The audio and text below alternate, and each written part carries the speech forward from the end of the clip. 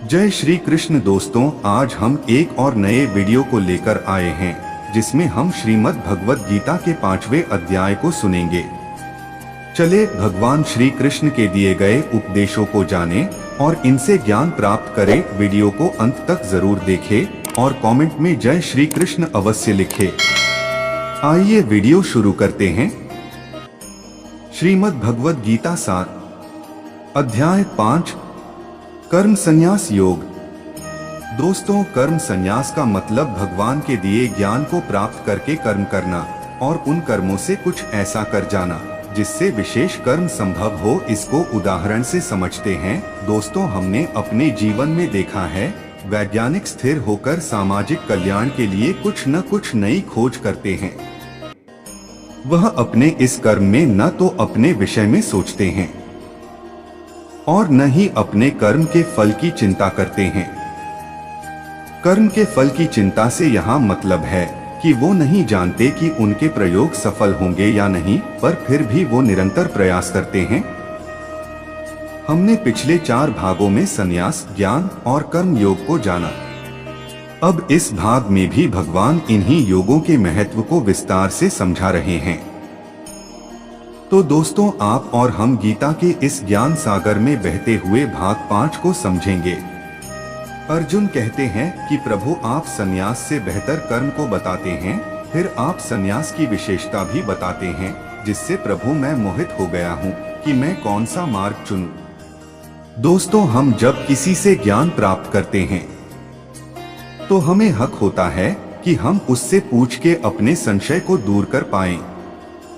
श्री कृष्ण बताते हैं, संन्यास योग और कर्म योग दोनों ही फायदा पहुंचाने वाले हैं, अर्थात दोनों की मंजिल एक ही है। लेकिन भगवान के अनुसार संन्यास योग कठिन मार्ग है, तो अर्जुन को कर्मयोग ही श्रेष्ठ बताते हैं, क्योंकि कर्मयोग किसी भी परिस्थिति में किया जा सकता है। क्या आप संन्यास के योग्य हैं? आइए जानते हैं। हे अर्जुन, जो पुरुष ईर्ष्या नहीं करता, गुस्सा नहीं होता, न कुछ पाने की इच्छा होती और वो ज्ञान द्वारा परब्रह्म को जान जाता है, तो ऐसा मनुष्य सन्यासी बनने योग्य होता है, और यूं कहें सन्यासी ही होता है। कुछ लोग ऐसा सोचते हैं कि सन्यास और कर्म योग से अलग अलग फल मिलते हैं। कृष्ण ऐसे लोगों को मूर्ख बता रहे हैं, क्योंकि ऐसे लोग कभी सफल नहीं होते, खुद तो अज्ञानी होते ही है और दूसरों को भी अज्ञानता के मार्ग पर ले जाते हैं। श्री कृष्ण के अनुसार सिर्फ भगवा कपड़ा धारण करना संन्यास नहीं है। यहाँ भगवान समझना चाह रहे हैं कि मार्ग चाहे संन्यास योग का हो या कर्म योग का, दोनों ही रास्ते आपको भगवान की ओर ले जाएंगे, जिससे आपको परमधाम की प्राप्ति होगी। अर्थात ढोंग का कपड़ा ना ओढ़े, बल्कि भगवान के ज्ञान के मार्ग पे चलें। भगवान पाखंडियों के बारे में बताते हैं कि ये वह लोग हैं जो दूसरों को ज्ञान दिए फिरते हैं कि हर समय पूजा करो, देवी देवताओं को अर्घ चढ़ाते रहो। ऐसे लोगों को भी भगवान मूर्ख बता रहे हैं। श्री कृष्ण के अनुसार ऐसा करने की आपको कोई आवश्यकता नहीं है। भगवान के अनुसार परिवार व कर्म कर्तव्य में रहकर निष्काम कर्म करना चाहिए, अर्थात अपने कर्तापन को छोड़कर अपनी इंद्रियों को काबू कर बिना उसके फल की इच्छा कर भगवान को समर्पित होकर कर्म करना चाहिए। सन्यासी और एक आम व्यक्ति में अंतर। भगवान समझाते हैं कि सभी जीवों की आत्मा मुझसे ही निकली है, अर्थात वो मैं ही हूँ और उसी को जानना संपूर्ण है। सन्यासी वो है जो ज्ञान को समझता है, जीता है, श्वास भी लेता है, खाता भी है और जीवन यापन की सभी क्रियाएं भी करता है जो जीने के लिए आवश्यक होती है। किंतु वह जानता है कि ये जितनी भी क्रियाएं हो रही है, वह करने वाला परमात्मा है। इसी के विपरीत हमारे जैसा अपने अहंकार में सोचता है कि यह सब करने वाले हम हैं। उदाहरण से समझते हैं। आप 100 करोड़ के मालिक हैं और आपके पास विलासिता की हर वस्तु है। और मान लीजिए आप जब भी भोजन लेकर उसे खाने के लिए बैठें, उसी वक्त आपके पेट में दर्द होना शुरू हो जाए और ये निरंतर होते रहे, तो क्या आपके 100 करोड़ की ताकत आपको उस समय भोजन करने की शक्ति दे पाएगी? यहाँ तक कि आपके सुख की ऐसी तैसी हो जाएगी? तो यह बहुत स्पष्ट है कि चाहे राजा हो या साधु, बिना परमेश्वर की इच्छा के कुछ नहीं कर सकता। जैसा कि हमने सुना है कि प्रभु की इच्छा के बिना एक पत्ता तक नहीं हिलता है। फर्क ये है कि सन्यासी सब समझता है और हमारे जैसा अहंकारी फिर भी नहीं झुकता। कर्मयोगी कौन? भगवान के अनुसार कर्मयोगी अंदर से शांत होता है, क्योंकि वो भगवान को जान चुका होता है। ऐसे योगी के पास नौकर, नौकरी, सभी प्रकार की संपदा होती है, लेकिन वह भगवान को पाने के लिए सभी चीजों का त्याग कर देता है। उदाहरण के लिए एक व्यक्ति था जो भगवान के महाभक्त थे। एक समय था इनके पास एक समय का खाना खाने के भी पैसे नहीं हुआ करते थे। श्री कृष्णा जी ने उनको इतनी दौलत दी कि उनकी 10 पुश्ते बैठ खाएं तो भी वो खत्म न हो, लेकिन इन्होंने अपनी सारी दौलत को सामाजिक कार्यों में अर्पण कर दिया। उसका भोग अपने सुख के लिए नहीं किया। लेकिन इसके विपरीत हमारे जैसा व्यक्ति होता तो वह दुनियादारी में अपने यश की चर्चा करता और लोभ लालच में दिखावा करता और गलत काम करता। यही भेद है एक कर्मयोगी और हमारे जैसे व्यक्ति में। कुछ लोग तर्क देते हैं कि हम कैसे दुनियादारी से बचें, जिम्मेदारी से बचें, क्योंकि जिस दुनिया में हम रहते हैं उस दुनिया में कर्मयोगी और संन्यास योगी बनना बहुत मुश्किल है। और ऐसे कहते हमने अपने घर में ही सुना होगा।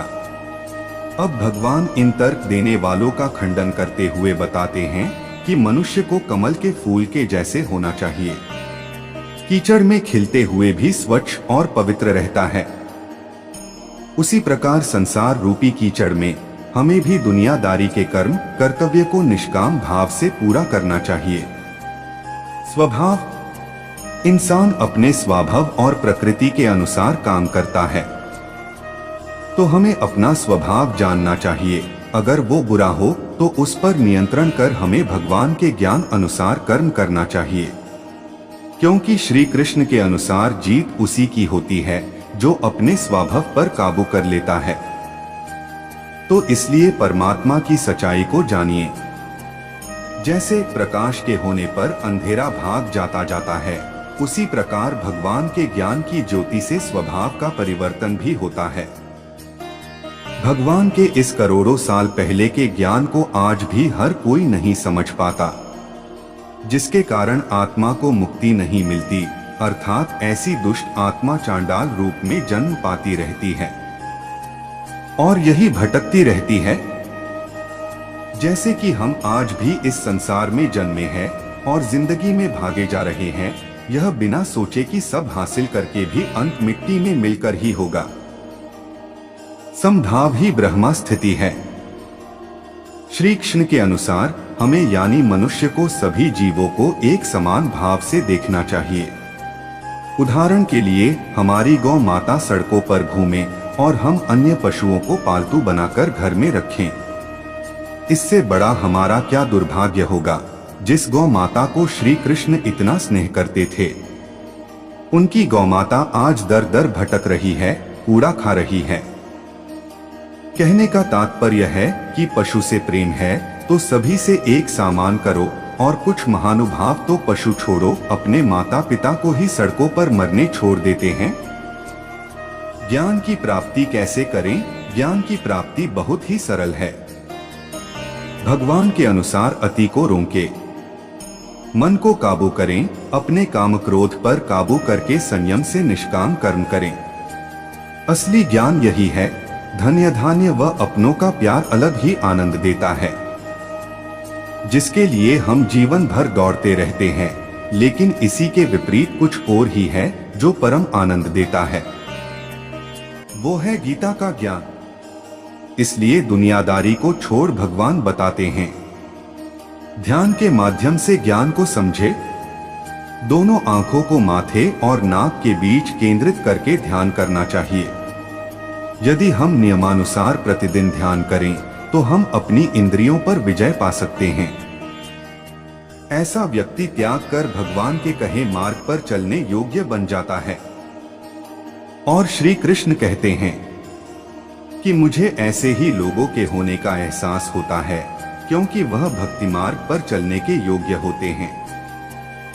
इस प्रकार वह मुझे और मैं उन्हें प्राप्त करता हूँ। बाकी हमारे जैसे लालची लोभी तो इस दुनिया आते हैं और जाते हैं। तो दोस्तों, श्री कृष्ण के ज्ञान की ज्योति से अपने पापों को नष्ट करिए और जीवन का परम आनंद पाइए। इस भाग में भगवान ने अर्जुन को यही समझाया है कि अंतिम नाम राम का है, वही सत्य है। अगर समझ गए तो आपका ही फायदा है। हाँ जी, यह फायदा सोचने में कोई पाप नहीं। मित्रों, अगले अध्याय को सुनने के लिए हमारे चैनल को अवश्य सब्सक्राइब करें, ताकि जब हम अगला अध्याय अपलोड करें तो वह आप तक पहुंच जाए। वीडियो अच्छी लगी हो तो लाइक करें, अपने दोस्तों के साथ जरूर शेयर करें और कमेंट में जय श्री कृष्ण लिखें। धन्यवाद।